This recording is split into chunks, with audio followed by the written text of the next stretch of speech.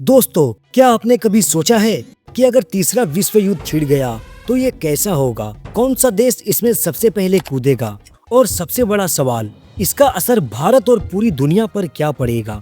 नमस्कार, आप देख रहे हैं जियो मंथन विद जेके, जहां आज हम समझेंगे आखिर बार बार वर्ल्ड वॉर 3 की चर्चा क्यों होती है, कौन से देश इसके पीछे असली खिलाड़ी है, यूनाइटेड नेशंस का असली मकसद क्या था, और अगर वाकई वर्ल्ड वॉर 3 हुआ तो इसका मतलब सिर्फ युद्ध नहीं बल्कि पूरी मानव सभ्यता का अंत कैसे होगा। आइए समझेंगे पूरी गहराई से। वर्ल्ड वॉर 1 और वर्ल्ड वॉर 2 जैसे दो बड़े युद्ध दुनिया पहले ही झेल चुकी है। पहला युद्ध हुआ था 1914 में एलायंस और नेशनलिज्म की वजह से। इसमें करीब 20 मिलियन लोग मारे गए। दूसरा विश्व युद्ध 1939 से 1945 तक चला। अडोल्फ हिटलर की एक्सपेंशन नीति, जापान की मिलिट्रिज्म और ग्लोबल पावर वैक्यूम की वजह से पूरी दुनिया इसमें खिंच गई। हिरोशिमा और नागासाकी पर परमाणु बम गिराए गए और दुनिया पहली बार न्यूक्लियर वेपन्स की असली ताकत से परिचित हुई। इतनी तबाही मचने के बाद धीरे धीरे लीडर्स को ये बात समझ में आने लगी कि इन्हें रोकने के लिए अगर कोई ग्लोबल इंस्टीट्यूशन नहीं बनाया गया तो दुनिया ऐसे ही युद्धों में फंसी रह जाएंगी। तब जाकर यूनाइटेड नेशंस की नींव रखी गई।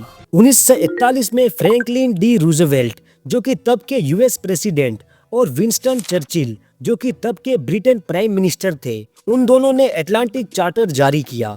इसमें यह विचार रखा गया कि दुनिया को शांति और सुरक्षा के लिए एक नया ग्लोबल फोरम चाहिए। फिर 1942 में 26 देशों ने डिक्लेरेशन बाय यूनाइटेड नेशंस पर साइन किया और नाम यूनाइटेड नेशंस रूजवेल्ट ने सुझाया। आखिर में 1945 में सैन फ्रांसिस्को कॉन्फ्रेंस में 50 देशों ने मिलकर यूए चार्टर पर साइन किया। तब जाके 24 अक्टूबर 1945 को यूनाइटेड नेशन आधिकारिक रूप से अस्तित्व में आया। यूनाइटेड नेशंस का काम था सबसे पहले दुनिया में शांति और सुरक्षा स्थापित करना। दूसरा, देशों के बीच डायलॉग और डिप्लोमेसी को बढ़ावा देना ताकि बातचीत से हल निकाला जाए। तीसरा, ह्यूमन राइट्स की रक्षा करना और डेवलपमेंट प्रोग्राम्स चलाना। और चौथा, रिफ्यूजीज, फूड सिक्योरिटी और हेल्थ जैसे ग्लोबल इश्यूज को संभालना। लेकिन बड़ा सवाल ये है, क्या आज के समय में यूएन इतना स्ट्रोंग है कि वर्ल्ड वॉर 3 अगर होने की संभावना होती है तो वो ये रोक सके? भले ही आज की दुनिया ज्यादा जुड़ी हुई मालूम पड़ती है, लेकिन तनाव भी उसी रफ्तार से लगातार बढ़ रहे हैं। आज दुनिया के अलग अलग हिस्सों में अलग अलग तनाव है और इन्हें हम 3 बड़े मोर्चों में समझ सकते हैं।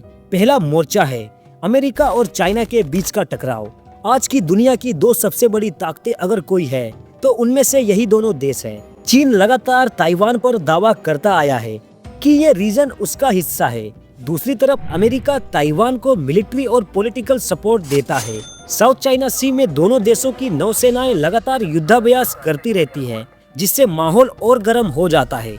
और ये टकराव सिर्फ सेना तक सीमित नहीं है। इन दोनों कंट्रीज के बीच टेक वॉर और चिप वॉर भी चल रही है, जहां दोनों एक दूसरे पर बैन और रिस्ट्रिक्शंस लगाते रहते हैं। अगर ये राइवलरी और बड़ी हुई तो ये सीधा साधा पूरी दुनिया को अपने चपेट में ले सकती है।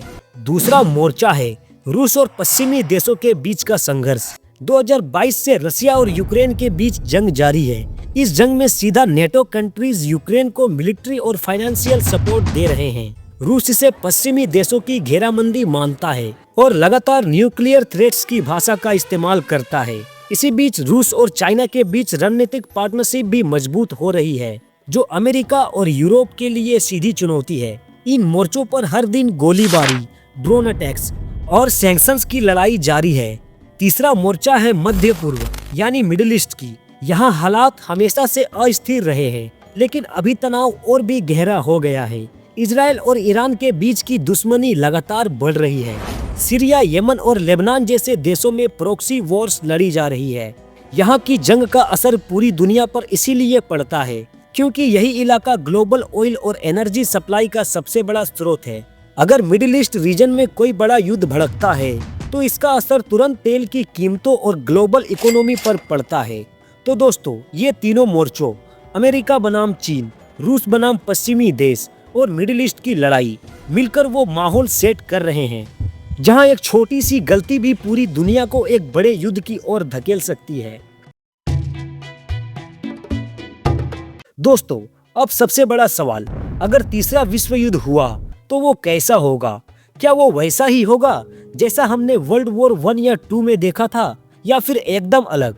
तो इसका सीधा जवाब है, आज का वर्ल्ड वॉर पहले जैसा नहीं होगा, क्योंकि तकनीक और ग्लोबलाइजेशन ने युद्ध का चेहरा बदल दिया है। आज के युद्ध में सबसे पहला खतरा होगा साइबर वॉर। सोचिए, अगर किसी देश के पावर ग्रिड्स बंद कर दिए जाए, इंटरनेट शटडाउन कर दिया जाए या बैंकिंग सिस्टम हैक कर लिया जाए, तो उस देश की इकोनॉमी बिना बम गिराए ही ठप हो सकती है। अमेरिका और रूस पहले ही एक दूसरे पर साइबर अटैक्स के आरोप लगा चुके हैं, और चाइना तो साइबर कैपेबिलिटीज में सुपर पावर माना जाता है ही। दूसरा पहलू होगा आर्टिफिशियल इंटेलिजेंस और ड्रोन्स। अब युद्ध सिर्फ इंसानी सैनिक नहीं लड़ेंगे, ड्रोन्स और एआई चालित वेपन्स बिना पायलट के अटैक कर सकते हैं। इमेजिन करो, हजारों ड्रोन्स एक साथ किसी सिटी पर हमला कर दे, तो ऐसी स्थिति में इसका डिफेंस करना लगभग नामुमकिन हो जाएगा। तीसरा पहलू होगा space war. Modern army communication और नेविगेशन सैटेलाइट पर ही निर्भर करती है। अगर किसी देश ने दुश्मन के सैटेलाइट्स को डिस्ट्रॉय कर दिया तो उसका पूरा डिफेंस सिस्टम अंधा हो जाएगा। अमेरिका, रूस और चाइना पहले ही एंटी सैटेलाइट वेपन्स टेस्ट कर चुके हैं। एक और जो मेजर पहलू साबित होगा आज के युद्ध में, वो है इकोनॉमिक वॉर।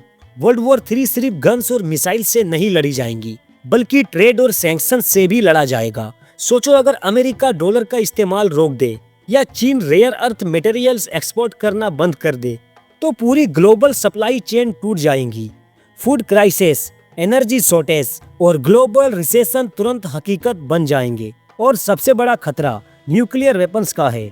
दुनिया में अभी 9 देश परमाणु हथियार रखते हैं। हालांकि एक्सपर्ट्स का मानना है कि कोई भी देश फुल स्केल न्यूक्लियर अटैक नहीं करेगा, क्योंकि इसका मतलब दोनों देशों की तबाही होगी।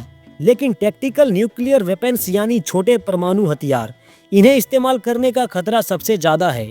और अगर एक बार न्यूक्लियर बटन दबा दिया जाए तो उसे रोकना लगभग असंभव होगा। अब बात करते हैं भारत और दुनिया पर इसके असर की। भारत के लिए सबसे बड़ी दुविधा होगी, एक तरफ अमेरिका और वेस्टर्न कंट्री, तो वहीं दूसरी तरफ है रसिया और चाइना। अगर जंग बढ़ती है तो ऑयल, गैस और फ्रूट प्राइसेस आसमान छू जाएंगे। हमारी इकोनॉमी पर सीधा असर पड़ेगा। डिफेंस प्रेशर भी बढ़ेगा, क्योंकि चाइना और पाकिस्तान दोनों पड़ोसी है। लेकिन यहाँ हिंदुस्तान के लिए एक मौका भी है। इंडिया एक पीस ब्रोकर की तरह उभर सकता है। हमारी नॉन अलाइंड रणनीति हमें हमेशा सेफ जोन प्रोवाइड कराएगी, और ग्लोबल साउथ का लीडरशिप भारत के हाथ में आ सकता है। बाकी दुनिया के लिए फूड शॉर्टेज, रिफ्यूजीज क्राइसिस और ग्लोबल इकोनॉमिक क्रेश का खतरा तो होगा ही। इन सब के अलावा क्लाइमेट चेंज और डेवलपमेंट प्रोजेक्ट्स रुक जाएंगे। अब आते हैं वीडियो के कंक्लूजन वाले पार्ट में। क्या सच में विश्व युद्ध 3 हो सकता है? एक्सपर्ट्स कहते हैं खतरा तो है, लेकिन कोई भी देश जानता है कि ये जंग इंसानियत का वजूद खत्म कर सकती है। इसीलिए सुपर पावर्स सीधा टकराने से बचती है और प्रॉक्सी वॉर्स लड़ती है। लेकिन याद रखिए, अगर ये जंग हुई तो ये सिर्फ देशों की लड़ाई नहीं होगी, बल्कि पूरी इंसानियत कौम के अस्तित्व की जंग होगी। तो मेरे प्यारे दोस्तों, आपका क्या मानना है? क्या दुनिया सच में तीसरे विश्व युद्ध के दरवाजे पर खड़ी है? आप अपनी राय कमेंट बॉक्स में जरूर साझा कीजिए। साथ ही अगर वीडियो आपको जानकारी पूर्ण लगा हो तो इसे लाइक और अपने दोस्तों तक शेयर कीजिए। जाने से पहले चैनल को सब्सक्राइब करना मत भूलिएगा। मिलते हैं किसी अगले एपिसोड में, तब तक के लिए जय हिंद, वंदे मातरम।